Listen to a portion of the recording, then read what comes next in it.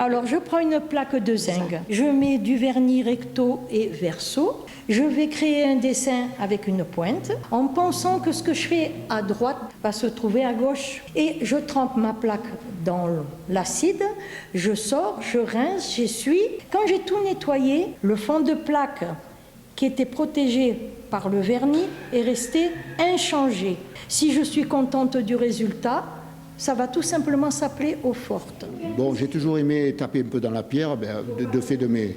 En tant qu'accompagnateur en montagne, des pierres, j'en ai ramassé, puis de plus en plus grosses. Je ne suis pas trop lancé dans le figuratif, j'ai envie de faire ce que j'ai envie de faire.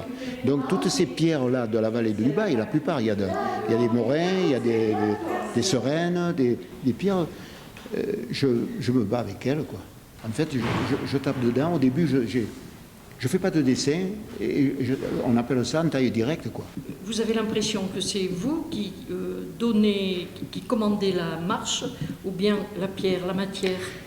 C'est un combat, je veux dire, je me bats un peu avec elle, quoi. Finalement, au bout d'un moment, comme je dis, des fois, c'est elle qui gagne, et là, pardon, ou alors c'est moi qui gagne. Alors là, je ne vous dis pas, il y a des fois, c'est fatigant, parce que le marteau, quand vous le manipulez pendant 6 heures, ça suffit, hein.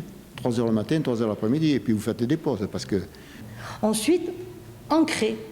On pose ça sur une plaque tiède, de façon que notre encre, on va la passer tout au doigt, soit bien fluide et pénètre dans les creux.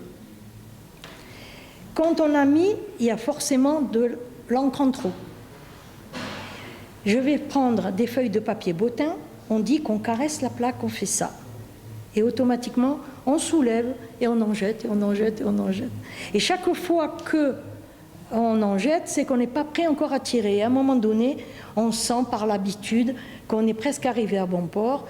Et pendant tout ce travail d'ancrage, je vais prendre un super papier, un papier avec un bon grammage, du riz VFK 100% chiffon, qui dans le temps va vraiment plus durer qu'un papier ordinaire, il viendra moins vite jaune, les champignons, les insectes vont moins attaquer.